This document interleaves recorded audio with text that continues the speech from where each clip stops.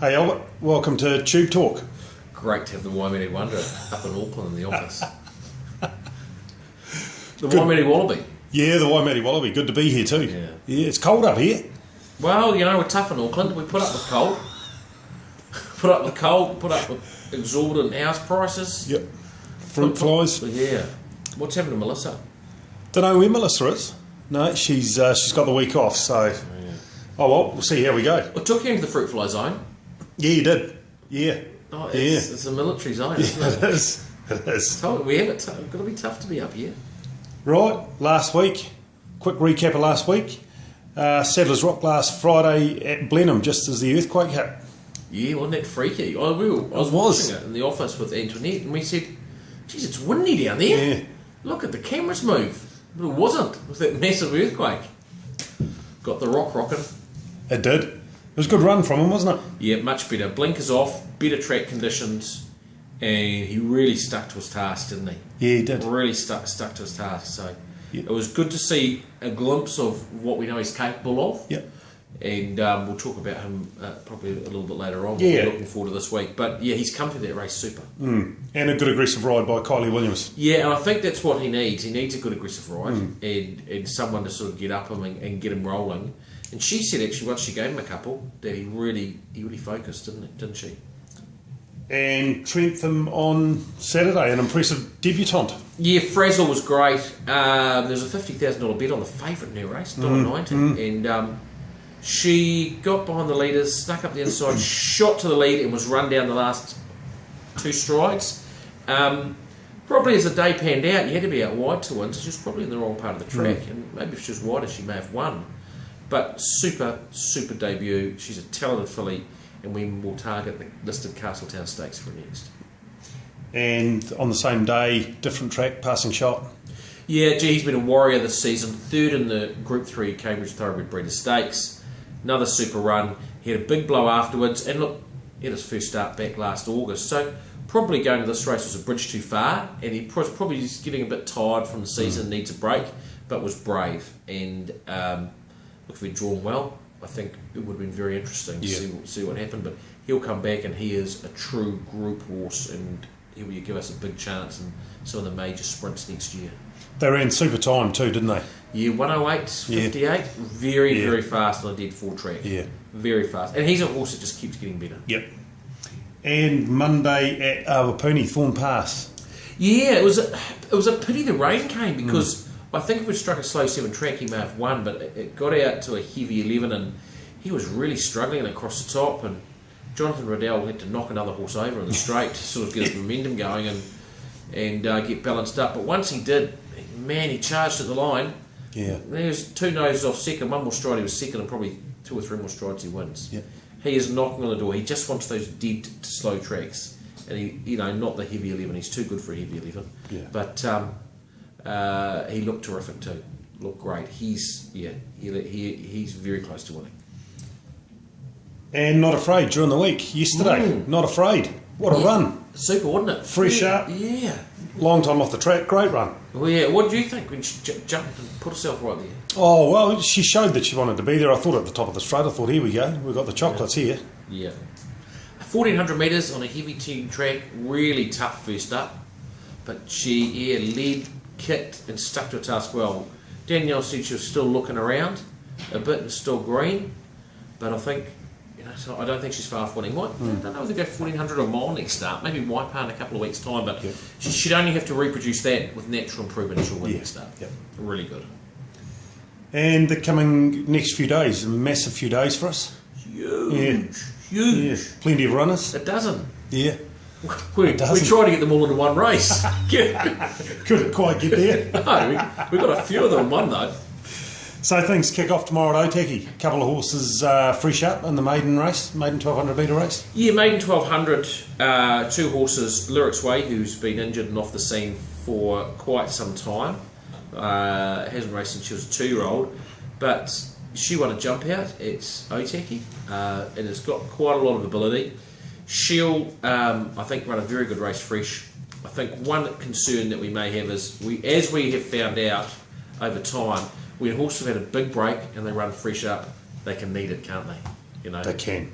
and they can just peak on their run with 100 to go, and that's probably the danger tomorrow. She may just peak on her run, but I think she'll be in it for a long time.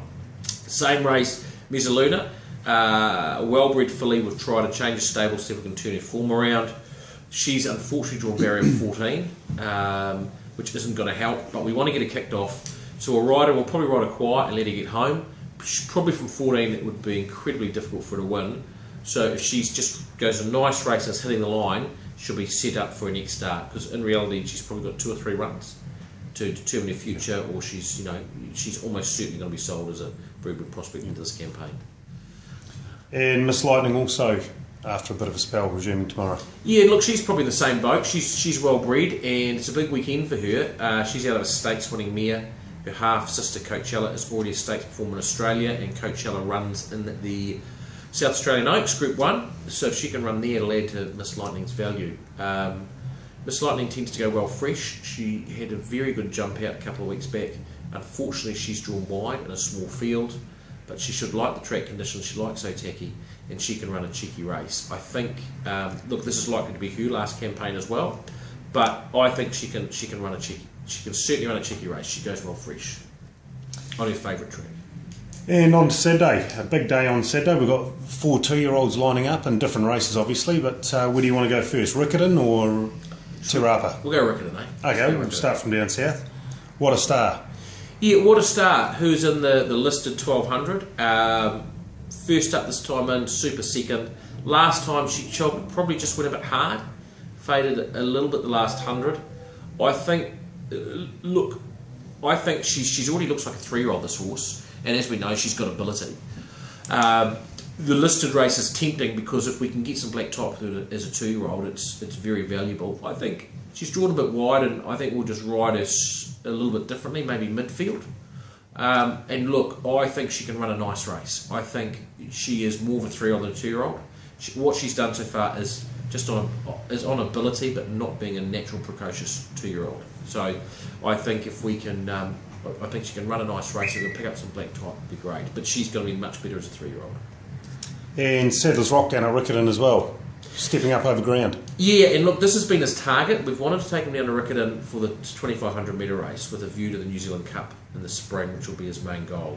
And first up, he travelled beautifully at Riccarton, but on a very weak track, he couldn't quicken, and we know he's a good track horse. As we discussed last week at Marlborough, he was good.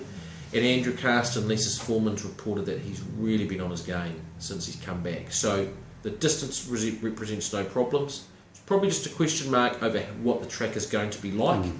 But if it might be a question mark whether he's had enough as well and wants the paddock. But I think if he doesn't want the paddock and the track's in reasonable order, he can run a big race. He's our smoky for the weekend. He'll love the 2,500. He's a smoky. He'll probably be paying 15s, and you know, if the track's in reasonable order, he could get the chocolates. Yep. You agree with that? I do. Yeah. I do. I think he has a smoky chance for us on the weekend. Yeah. Well, we've been giving him, popping over hurdles and things, and Andrew said he's really he's very well. Very well. Yeah, track conditions are key. And Te Rapa on Saturday, another 3 of our 2-year-olds going around, 2 of them on debut. Yeah, so look, it's a listed race. It's a really hard race to debut in, but we've got Rude Not 2 ran second on debut, and we've got a big opinion of, who has been targeted for this race. Scarlet Secret, who won a trial exceptionally well, and we decided to run her fresh up in this race because she'll probably only have 1 run before going out. So we thought, well, we might as well have a crack at a listed race because on ability there's no question she can win it. No More Tears, we were going to probably target the Castletown Stakes and give a run leading in, and that run was going to be at Avondale Monday, but they canned a meeting. So we've decided to run her as well. And they are all, we believe, fillies with group ability, and they are all going to be beautiful 3-year-olds. It would not surprise me if any one of them actually won on Saturday. I think they are 3 very talented horses. Stephen can't split them. Very hard to split them. Probably give the advantage to Rude Not to because she's had a start. Yeah. And she's drawn barrier 3. But look, because it's a listed race and they're fillies, we put them in. If they can pick up black type, great for them. You got enough sets of colours for that race? Enough sets of silks? I hope so. Otherwise, we might have given them a Go Racing polo to wear in the race. Next up at Te Rapa Silver Rod in the rating 65 mile. Yeah, look, and I actually think he's probably our best chance of the weekend. He won 2 starts ago. He would have been a lot closer last start, but he slipped at the start, but made ground well for 5th. His work since has been excellent. I know he's drawn wide. He's drawn out, barrier 11. But Michael McNabb on him, and if he can slot it and find cover, I think he's looking for the mile, and I think he has an excellent chance. Yep. Valone also rating 65 mile, but a different race with him having split that field. Yeah, and he's drawn really well, barrier 3. Look, his debut win was very impressive. All that happened next start was he didn't handle the very heavy track at Ellerslie from the start. So if from barrier 3 he can posse up handy, key for him is track conditions a dead 5 or better, and he's in it. And he's been the most consistent horse, bit of an iron horse for us this season, Seize the Moment in the rating 75 mile. He's been a super horse, hasn't he? Yeah, he has. Once out of the money in 8 starts, I think. Yeah. He's got to come to the end of it at some point. Yeah. At some point he's got to put his hand up and say, give me a break, guys. But he seems to be responding well. So I think the track conditions should be perfect for him. Dead 5 or 6. Again, he's drawn a bit wide, but he tends to roll forward.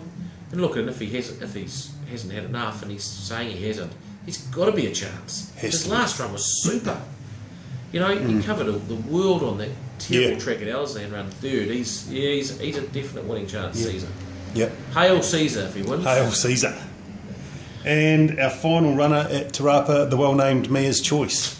Yes, Mia's Choice, named, as we all know, after Pat's daughter. Fresh up. She's very talented.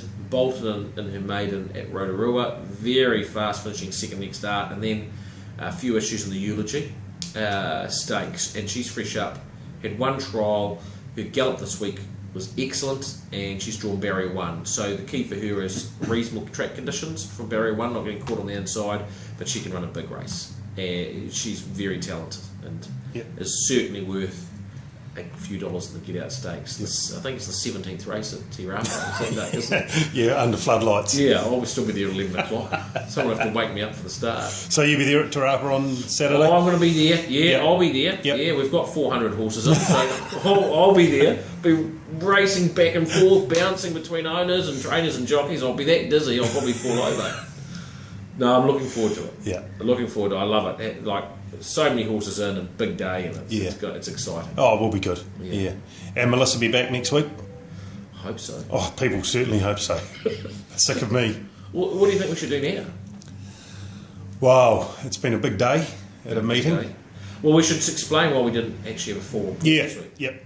So we've been in meetings all day today, and tomorrow we've got New Zealand Thoroughbred Racing meetings with them over a number of their changes and things, and that's why we haven't been able to send out a report. But we'll be back tomorrow, but I think right now we should go and have a beer. Yep, I think so. And normal transmission will resume next week.